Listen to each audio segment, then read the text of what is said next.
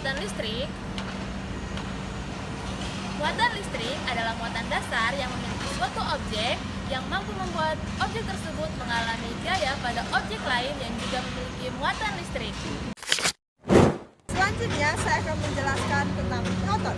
Proton itu partikel di inti atom yang bermuatan positif atau plus 1. Fungsinya, yang pertama menentukan jenis unsur karena jumlah proton sama dengan nomor atom. Yang kedua, menjaga kestabilan inti atom dengan menarik neutron dan elektron. Yang ketiga, memiliki komponen partikel yang disebut dengan quark. Neutron adalah partikel subatomik yang tidak bermuatan listrik atau netral yang ditemukan pada inti atom bersama proton.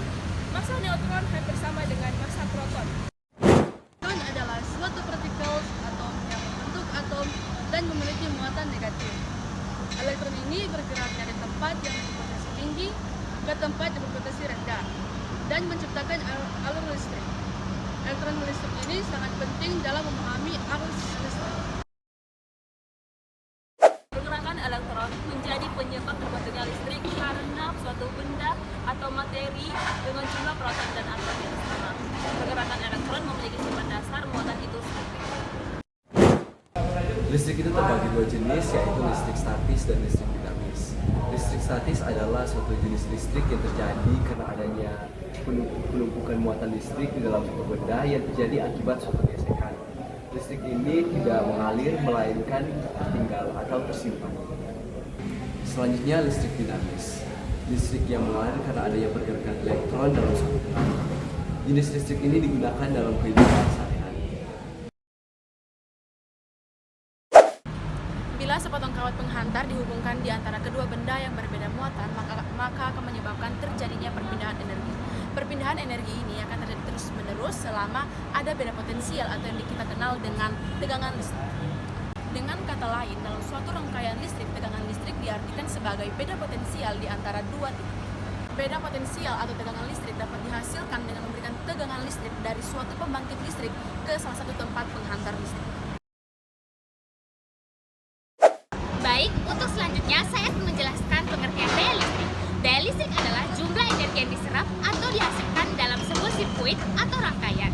Sumber energi seperti tegangan listrik akan menghasilkan daya listrik, sedangkan beban yang terhubung dengannya akan menyerap daya listrik tersebut.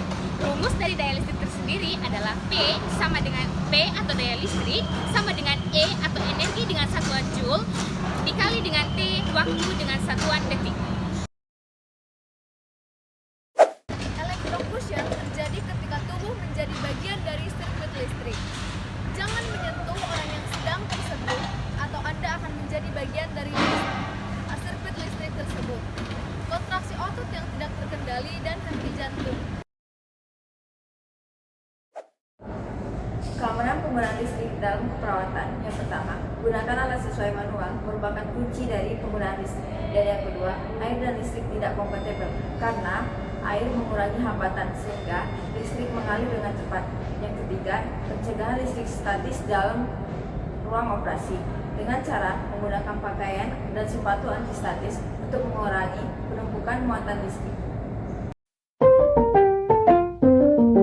Oke, di sini saya akan menjelaskan aplikasi arus listrik pada medis.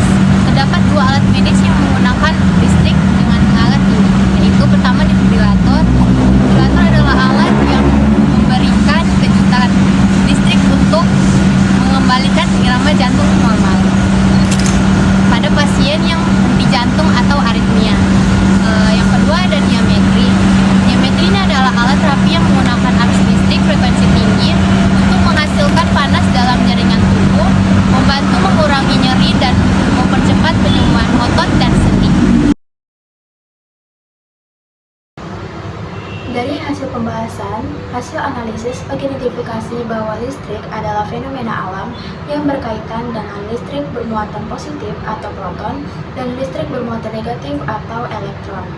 Dalam dunia medis, listrik memiliki aplikasi sebagai defibrilator dan diatermi.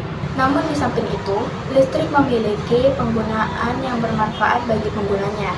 Untuk itu, mari kita menghemat listrik untuk masa depan yang lebih baik dengan cara mematikan lampu saat tidak digunakan dan memakai peralatan listrik yang hemat energi.